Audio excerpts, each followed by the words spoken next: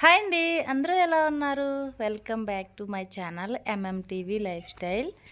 అందరికీ good morning. మార్నింగే నేనైతే పిల్లలకి ముందు రోజే పెరుగన్నం అయితే చేసి పెట్టాననమాట. అంటే ఇక్కడ గడ్డ పెరుగు అయితే దొరుకుతుందని చెప్పాను కదా, కొంచెం రైస్లో పెరుగు వేసేసి నైటే స్టోర్ చేసి పెట్టేసాను. ఇంక మార్నింగ్ అయితే అది కలిపేసి వాళ్ళకి టిఫిన్ కింద ఇచ్చేద్దామని చెప్పి. ఇది చాలా వెన్న ఉంటుంది, అందుకే నేను మా హస్బెండ్ అయితే తినలేదు. అసలే కొంచెం లావుగా ఉంటామేమో, ఇలాంటివి తింటే ఇంకా లావు వచ్చేస్తామేమో అని చెప్పేసి మేమైతే తినట్లేదు. ఇంకో పిల్లలకైతే కలిపేశాను. చెయ్యి అంతా కూడా ఎన్నపూస వచ్చేసింది మొత్తం ఫుల్గాని. చూసారా, ఎన్నపూస చేతంతా వచ్చేస్తే అది ఉండుండ్ల కింద కట్టేసింది. అంత వెన్న ఉంటుంది దీంట్లో అయితేని. ఇంకా పిల్లలకైతే టిఫిన్ కింద పెరుగన్నం అయితే పెట్టేశాను. వాళ్ళైతే తింటున్నారు. ఇంకా మా హస్బెండ్కి అయితే ఓట్స్ మిల్క్ ఇచ్చేస్తాను అనమాట.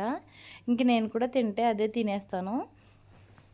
నేనేంటంటే బెల్లం లేకపోవడం కొంచెం ఇబ్బంది అవుతుందని చెప్పాను కదా ఆల్రెడీ ముందు వీడియోలో. ఇంకా బెల్లం లేకపోవడం షుగర్ వేసుకుని తినాల్సి వస్తుంది. అందుకోసం కొంచెం ఇంట్రెస్ట్ కూడా రావట్లేదు అనమాట. బెల్లం అలవాటు అయిపోయింది. ఆఖరికి జ్యూస్ చేసినా సరే మేము బెల్లమే వేసుకునేవాళ్ళము, ఏ జ్యూస్ చేసినని. షుగర్ వేస్ట్ చేస్తుంటే కూడా జ్యూసెస్ నచ్చట్లేదు, అంతలా అలవాటు అయిపోయింది మాకు బెల్లం అయితేని. ఇంకా నేనైతే డీమార్ట్కి వెళ్ళినప్పుడు 1 కేజీ అయితే ఓట్స్ తీసుకొచ్చాను. అవైతే 1 కప్పు వేసి అయితే ఇస్తున్నాను ఇప్పుడు మా హస్బెండ్కి. ఇంకా ఆయనకి ఇచ్చేస్తే అందులో కొంచెం ఇలాచీ పౌడర్ వేస్తాను అనమాట. నేను ఇలాచీ పౌడర్ వేస్తే అప్పుడు కొంచెం టేస్ట్ అయితే బాగుంటుంది కదా. బెల్లం లేకపోయినా కానీ ఇలాచీ పౌడర్ వేయటం వల్ల కొంచెం సేమియా టేస్ట్ అయితే వస్తుంది కాబట్టి అప్పుడు ఇష్టంగా తింటారు. దానికోసమని నేనైతే కొంచెం ఇలాచీ పౌడర్ అయితే వేసాను దాంట్లోని. నేను ఇలాచీ పౌడర్ అయితే ఎక్కువగా స్టోర్ చేసి పెట్టుకుంటాను. అంటే ఎప్పుడైనా ఇలాచీ ఎక్కువ తెచ్చినప్పుడు కొంచెం షుగర్ వేసి మిక్సీ పట్టేసుకుని ఫ్రీజర్లో స్టోర్ చేస్తాను. నేను కొంచెం మాత్రమే బయట పెడతాను, అప్పుడు మనకి ఆ ఫ్లేవర్ పోకుండా ఉంటుందని చెప్పి. ఇంకా ఇక్కడైతే గేదె పాలు దొరుకుతున్నాయని చెప్పాను కదా, ఇంకా ఆ పాలు మీద మేగడైతే తీసేసి మళ్ళీ ఆ పాలని వేడి చేసి ఇంకా వేడి వేడి పాలు అయితే ఓట్స్ మీద వేసేస్తున్నాను అనమాట. మామూలుగా అయితే నేను ఓట్స్ కుక్ చేస్తాను. ఇలా కుక్ చేయకుండా వేస్తే మాత్రం మూత పెట్టి వదిలేస్తాను అనమాట కాసేపు పాలు వేసి. అప్పుడు మనకి అవి కొంచెం మెత్తగా అవుతాయి, అప్పుడు తినడానికి బాగుంటుంది. ఇంకా నెక్స్ట్ ఏంటంటే పిల్లలు, మా హస్బెండ్, మా పిల్లలు అయితే ఆడుకుంటున్నారు. మా హస్బెండ్ అయితే షాప్కి వెళ్ళిపోయారు. ఇంకా కర్రీ ఏం చేయనంటే మా పిల్లలు కాజు మష్రూమ్ వండు మమ్మీ అని అడిగారు. ఇంక సర్లే పిల్లలకి అంటే పిల్లల స్టైల్లో వండుతున్నాను అనమాట. ఇది మరీ స్పైసీ కాకుండా మీడియం స్పైసీతో బాగుంటుంది. పిల్లలైతే చాలా ఇష్టంగా తింటారు. మనకైనా రైస్లో కన్నా చపాతీలో కన్నా చాలా బాగుంటుంది. ఒక 2 నుంచి 3 ఆనియన్స్ సన్నంగా కాదు కొంచెం పెద్దగానే కట్ చేసినవి, ఒక 3 టమాటాలు కూడా, ఇంకా అందులోనే గుప్పుడు జీడిపప్పు, మన దగ్గర ఉన్న బిర్యానీ సరుకులు ఏవైనా 1 కానీ 2 కానీ తీసుకుని ఇవన్నీ ఆయిల్లో వేసి దాన్ని కొంచెం సాఫ్ట్గా మగ్గనివ్వాలన్నమాట. ఫ్రై అవ్వకూడదు, మగ్గాలి సాఫ్ట్గాని. ఇంకా అది మగ్గీలోపు అయితే నేను ఇక్కడ మష్రూమ్స్ అన్నీ క్లీన్ చేసుకుని కట్ చేసేసుకున్నాను.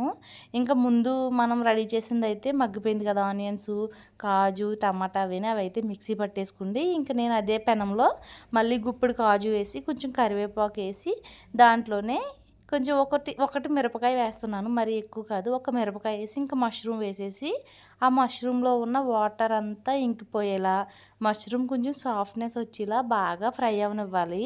ఈ మష్రూము ఈ స్టేజ్లో కుక్ అయితేనే పిల్లలు కొంచెం తినడానికైతే ఇష్టపడతారు. నా దగ్గర బటర్ కానీ నెయ్యి కానీ లేదు, అందుకే వేయలేదు. మీ దగ్గర ఉంటే మాత్రం బటర్ కానీ నెయ్యి కానీ వేసుకోండి. చూసారా ఎంత నీట్గా కుక్ అయిపోయినాయో, అలా చిన్న పీసెస్ అయిపోతాయి అనమాట. బాగా కుక్ అయిన తర్వాత దాంట్లో 1 స్పూను కారము, ఇంకా 1/2 స్పూన్ అయితే సాల్టు, కొంచెం చికెన్ మసాలా వేసి దీన్ని మళ్ళీ ఒకసారి మిక్స్ చేసుకోండి. తర్వాత దాంట్లోనే అల్లం వెల్లుల్లి పేస్ట్ కూడా వేసుకోవాలి. అల్లం వెల్లుల్లి పేస్ట్ కూడా వేసాక కొంచెం పచ్చివాసన పోయేదాకా ఒకసారి ఫ్రై చేసుకుందాము. ఇది ఎక్కువగానే ఫ్రై అవ్వాలన్నమాట. కొన్ని వంటలు ఎంత ఫ్రై అయితే అంత టేస్ట్ అంటారు కదా, అలాగా ఈ మష్రూమ్ కర్రీ కూడా ఈ మసాలా అంతా కలిపిన తర్వాత కూడా బాగా ఫ్రై అవ్వాలి. నేనైతే ఈ స్టీల్ గిన్నెలు కొన్నాను కదా, ఒక్కొక్క వంట చేస్తున్నప్పుడు అయితే ఇలా పట్టేస్తుంది దానికి. ఇంక దానికోసమని కింద అడుగు అంటకుండా అయితే మొత్తం గీగుతున్నాను. ఇంక ఇదంతా అయిన తర్వాత అయితే నేను మనం ఇందాక ఫ్రై చేసుకున్నవన్నీ మిక్సీ పట్టి రెడీ చేసుకున్నాను కదా, ఆ పేస్ట్ అయితే ఇప్పుడు దీంట్లో యాడ్ చేసేద్దాము. ఇదిగో చూసారు ఎలా అడుగంటుతుందో, ఇలా గోల్డెన్ కలర్ వచ్చేసి ఆయిల్ బయటకు వచ్చింది కదా. ఇప్పుడు ఈ స్టేజ్లోనే మనం టమాటా, ఆనియన్ కాజు పేస్ట్ అయితే దీంట్లో యాడ్ చేసేసి దీనికి సరిపడా అయితే వాటర్ వేసేద్దాము. వేసేసి దీన్ని సిమ్లో పెట్టి కుక్ చేయాలి. ఇలాంటి ఐటమ్స్ ఏంటంటే సిమ్లో పెట్టి కుక్ చేస్తేనే ఈవెన్గా కుక్ అవుతాయి. కొంచెం హై ఫ్లేమ్ మాత్రం పెట్టొద్దు. ఆయిల్ అంతా పైన సైడ్లకి ఎలా వచ్చేస్తుందో చూసారా. ఇది మొత్తం కర్రీ కూడా ఇది ఉడికేటప్పుడు కూడా ఆయిల్ లేనట్టే కనపడుతుంది. అయినా కానీ ఫుల్గా అయితే ఆయిల్ బాగా పీల్చేస్తాయి అనమాట మష్రూమ్ అంతా కూడా. అందుకే నేను స్టార్టింగ్లోనే ఆయిల్ ఎక్కువే వేసాను. అయినా కానీ ఆయిల్ వేయనట్టుగానే కనపడుతుంది ఈ కర్రీ. అయినా ఏం పర్వాలేదు, మనం దించే టయానికి అయితే ఆయిల్ వచ్చేస్తుంది.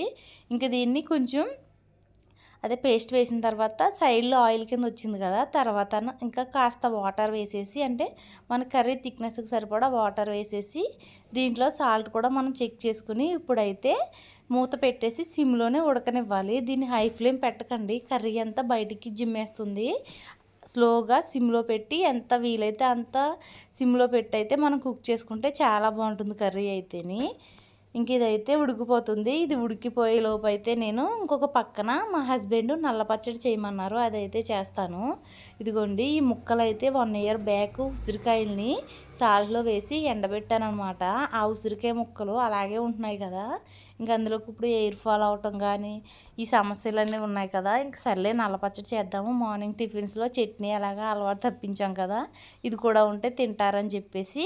ఇంకా మామూలుగా అయితే ఇది ఉసిరికాయలని ఎండబెట్టినప్పుడు కొంతమంది దగ్గర ఉండ కింద ఉంటుంది. నా దగ్గర ఏంటంటే బాగా ఎండకి 3-4 డేస్ పెట్టేశాను. ఇది ఒడియాల టైప్ అయిపోయింది ఎండిపోయి. అందుకే దీంట్లో ఆ ముక్కలు ములిగేదాకా వాటర్ వేసేసి ఉంచేసాను అనమాట. చూసారా 10 మినిట్స్ అలా వదిలేసేటప్పటికి పేస్ట్ కింద అయిపోయింది. మీకు అలా మెత్తగా అవ్వకపోతే మాత్రం గ్యాస్ మీద పెట్టి ఒక 2-3 మినిట్స్ కుక్ చేస్తే మనకు అలా పేస్ట్లా అయిపోతుంది. ఇంకా అలా అయిపోయిన తర్వాత దాంట్లో 1.5 స్పూన్ అయితే నేను కారం వేసాను. మా పిల్లలు కూడా తింటారు కదండి, నేను కారం అయితే తక్కువ వేసాను. దీంట్లో కరెక్ట్గా 2 స్పూన్స్ వేసుకుంటే సరిపోతుంది. ఇవి కప్పుడు ముక్కలు కాబట్టి 2 స్పూన్స్ కారం వేసుకుంటే సరిపోతుంది. సాల్ట్ అయితే వేయొద్దు, ఎందుకంటే ఆల్రెడీ ఉసిరికాయలని మనం మగ్గబెట్టేటప్పుడే సాల్ట్ వేసి ఊరబెట్టి అవి అప్పుడు ఎండబెట్టుకుంటాం కదా గింజలు తీసేసి, దానికోసమని సాల్ట్ అయితే వేయొద్దు. లాస్ట్లో చెక్ చేసుకుని వేసుకుందరు కానీ. ఇంకా తర్వాత దాంట్లో కారం అవి కలిపేసిన తర్వాత ఇంకో పక్కన అయితే పోపు పెట్టుకోవాలి. వెల్లుల్లి, జీలకర్ర, ఇంకా కరివేపాకు, ఎండుమిర్చి, మీ దగ్గర ఉంటే ఆవాలు ఇవన్నీ వేసి కాస్త ఫ్రై అవనివ్వండి. వెల్లుల్లిపాయ అయితే కొంచెం క్వాంటిటీ ఎక్కువే వేసుకోండి, టేస్ట్ బాగుంటుంది. ఇంకా దీంట్లోనే 1 స్పూన్ శనగపప్పు కూడా యాడ్ చేశాను నేను, ఎందుకంటే ఇలాంటి పచ్చళ్ళకి పప్పు తగులుతుంటే టేస్ట్ కమ్మగా అనిపిస్తుంది కదా, అందుకోసమని. ఇంక తాలింపు అంతా మగ్గిపోయిన తర్వాత ఈ పచ్చడి అయితే దీంట్లో యాడ్ చేసేస్తున్నాను. ఈ పచ్చడి యాడ్ చేసి ఈ ఆయిల్ అంతా కూడా ఈ పచ్చడి పీల్ చేసుకుని మళ్ళీ తర్వాత అదే బయటకు వదిలేస్తుంది కదా, అంతసేపు ఉడకనివ్వాలన్నమాట. ఇది చూసారా ఆల్మోస్ట్ రెడీ అయిపోయింది. ఆయిల్ అంతా తీసుకుని మళ్ళీ ఆయిల్ అంతా అదే వదిలేస్తుంది. ఇంక ఇప్పుడైతే మేము భోంచేయడం అయితే స్టార్ట్ చేసేసాము. ముందైతే నేను ఇక్కడ షార్ట్ వీడియో తీస్తున్నాను, అది మా హస్బెండ్ తీస్తుంటే మా పిల్లలిద్దరికీ టేస్ట్ చూపిస్తున్నాను అనమాట. ఎందుకంటే మష్రూమ్ కర్రీ అంటే ఇంకా వాళ్ళ ఫేవరెట్ కదా, దానికోసం అని చెప్పి. ఇంకా నేను కర్రీ కూడా ఎక్కువే చేశాను, అంటే నైట్కి మిగిలిపోతే ఏ చపాతీగా చేయొచ్చు అన్నట్టుగా కర్రీ ఎక్కువ చేశాను. అందులోకి కొంచెం నల్ల పచ్చడి చేయటం వల్ల అది కొంచెం ఇంకా ఈ కర్రీ కొంచెం తినేటప్పటికి కర్రీ చాలానే మిగిలిపోయింది, కొంచెం కాదు. ఇంకా దానికోసమని నైట్కి కూడా ప్లాన్ చేసుకున్నాను. ఇంకా మా హస్బెండ్ నేను మాట్లాడుకుంటున్నాం అనమాట. మరీ స్పైసీగా కాకుండా పిల్లలకు చేస్తేనే ఈ చట్నీ ఈ కర్రీ అయితే చాలా బాగుంటుందని. ఇంకా నల్ల పచ్చడి కూడా చాలా బాగుందని చెప్తున్నారు. మా పిల్లలకైతే కర్రీ బాగా నచ్చింది, వాళ్ళైతే ఫుల్గా ఎంజాయ్ చేశారు. ఇంకా నేనైతే భోంచేసిన తర్వాత ఈవినింగు మా హస్బెండ్ కిన్వా ఇవి అంటారు కదా, వాటిని అయితే తీసుకొచ్చారు. నేను ఫస్ట్ టైం ట్రై చేస్తున్నాను, అంటే నేను రైస్ కింద వండాను, ఇంకా ఉప్మా కింద చేశాను, కానీ ఇలా దోశలు అయితే ఎప్పుడు వేయలేదు. మా వారు దోశలు వేయమన్నారని 1 కప్పు పప్పు తీసుకుని అదే కప్తో హాఫ్ కప్ అయితే ఇవి తీసుకున్నాను అనమాట. ఇవన్నీ తీసుకుని నేను నానబెట్టేసుకున్నాను. తర్వాత ఈ లోపు అయితే 3:34 అయిపోతుంది ఈవినింగు. ఇంకా పిల్లలు స్నాక్స్ ఏమైనా చేయమన్నారు. నేనైతే ఒక్కొక్క రోజు స్నాక్స్ చేస్తాను, లేదంటే కనుక ఖచ్చితంగా ఫ్రూట్స్ ఉంటాయి కాబట్టి కట్ చేసి ఇచ్చేస్తాను.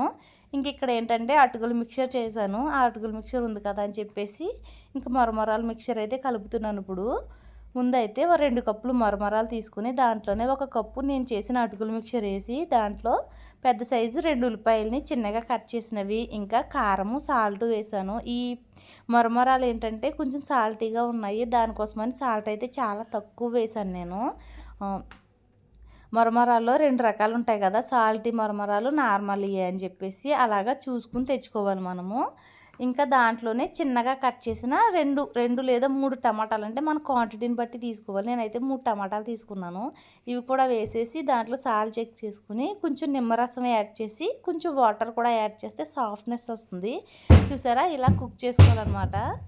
ఇలా కుక్ అయిపోయిన తర్వాత ఇంకా ఎవరిది వాళ్ళు తినేశారు. ఇంకా నైట్ రొటీన్ అయితే మళ్ళీ స్టార్ట్ అయిపోయింది. ఇంకా పిల్లలకైతే కొంచెం రైసు, ఒక్కొక్క చపాతీ పెట్టేశాను, వాళ్ళు తినేశారు. ఇంకా మా హస్బెండ్ వచ్చిన తర్వాత అయితే ఇంకా మాకు కూడా వేసుకుంటున్నాం అనమాట. ఇప్పుడు నేను ఒక 2 చపాతీలు వాటర్ మెలన్ కట్ చేశాను. ఆ వాటర్ మెలన్ ఒక కప్పులో వేసుకుని కొంచెం కర్రీతో పాటు పచ్చళ్ళు అవి చేశాను కదా, అల్లం పచ్చడి ఇవన్నీ ఉన్నాయి చాలా రకాలు. దాంట్లో కరివేపాకు పచ్చడి, ఇంకా నల్ల పచ్చడి అన్నాను కదా, ఉసిరికాయ పచ్చడి, దాంతోటైనా చపాతీ బాగుంటుందని చెప్పి అది కొంచెం ఇది కొంచెం వేసుకుని ఇంక చపాతీలు అయితే కాలుస్తున్నాను.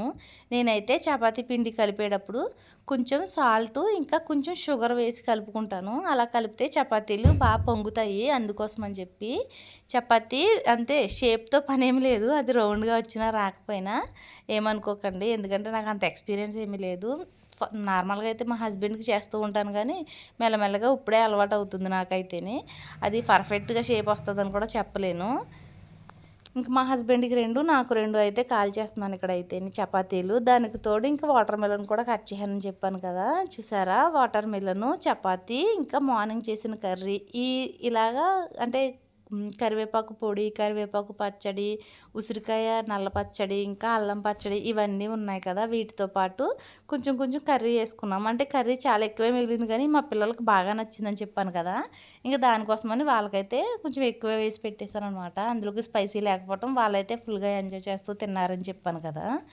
ఇదిగో ఇంకైతే మా హస్బెండ్కి నాకు అయితే టిఫిన్ నైట్ ఇంకా భోజనం ప్లేస్లో దీన్ని అయితే తీసుకుంటున్నామని చెప్పాను. కానీ పిల్లలకైతే నేను ఫుడ్డే పెడతాను. అంటే వాళ్ళకి కొంచెం రైస్తో పాటే ఒక చపాతీ ఇస్తాను, ఓన్లీ చపాతీయే పెట్టను. వాళ్ళకి ఏంటంటే మీరు చపాతీ తింటున్నారు కదా, మేము చపాతీ తింటాము అని ఉంటుంది కాబట్టి దానికోసం ఒక్కొక్క చపాతీ ఇచ్చి ఇంకా దానికి తోడు రైస్ కూడా పెట్టేస్తాను అనమాట. అప్పుడు మాట్లాడరు కాబట్టి.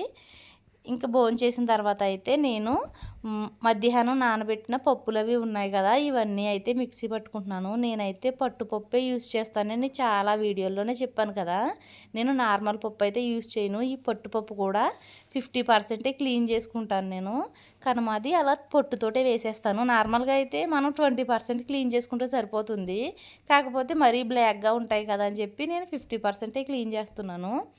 ఇంక తర్వాత ముందుగానే నానబెట్టినవి ఇవన్నీ కలిపి నేను మిక్సీలో వేసేసి ఇంకా మిక్సీ పట్టేస్తాను మెత్తగానే. నార్మల్గా దీంట్లోనే వేసుకుంటే కొంచెం బియ్యం కానీ లేదా బియ్యం పిండి కానీ రవ్వ కానీ వేసుకోవచ్చు. నేను ఏమీ లేకుండా ట్రై చేస్తున్నాను అసలు ఎలా వస్తాయి ఏంటని చెప్పి. ఇంకా వేసిన తర్వాత అయితే దీంట్లోనే బియ్యం కానీ రవ్వ కానీ ఏమి వేయట్లేదని చెప్పాను కదా, దానికోసం అని చెప్పి అదే కప్పుతోటి 2 కప్పులు ఓట్స్ అయితే యాడ్ చేస్తున్నాను.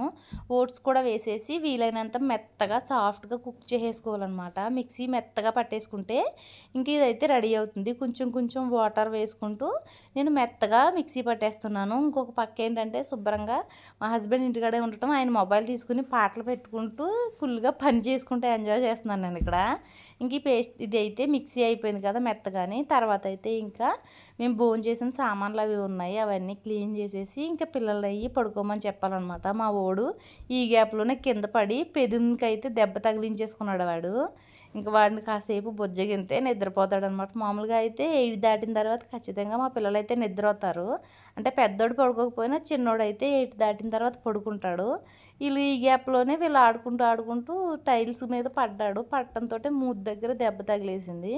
ఇంక వాడిని కొంచెంసేపు బుజ్జగించాలి. ఈ లోపేమో ఇంక ఇక్కడ పిండి అయితే కలిపేశాను కదా, ఈ కలిపిన పిండి అయితే పక్కన పెట్టేసుకుని ఇంకా సామాన్లు కడగడం అయితే క్లీన్ చేసేసాను. ఈ సామాన్లు కడిగి గ్యాప్లోనే వచ్చి పాపం పడ్డాడనమాట. అది ఇల్లు షిఫ్ట్ అయ్యామని చెప్పాను కదా, ఇక్కడ ఏది అంటే కిచెన్లో అంత కంఫర్ట్గా ఏమీ లేదు. ఎందుకంటే కౌంటర్ టాప్ దగ్గర మనకి ఎడ్జెస్ కింద పెడతారు కదా, ఆ ఎడ్జెస్ కింద పెట్టిందేమో ఊడొచ్చేస్తుంది. దాంట్లో నుంచేమో వాటర్ లీక్ అయ్యి, అంటే కౌంటర్ టాప్ క్లీన్ చేసేటప్పుడు వాటర్ లీక్ అయ్యి ఆ వాటర్ పిల్లలకి తగలడం వల్ల, అంటే తడిగా ఉంది కదా, ఆ వాటర్ వల్ల కింద పడ్డారనమాట. ఇదిగో అలా క్లీన్ చేయడం వల్ల నేను అందుకోసం అని చెప్పి ఎక్కువ వాటర్ కూడా వేయకుండా కొంచెం వాటర్ వేసే చేతితోటే క్లీన్ చేస్తున్నాను అందుకోసం అని చెప్పేసి. ఓకేనా, బాయ్ ఫ్రెండ్స్. నా వీడియో నచ్చితే please like, share and subscribe.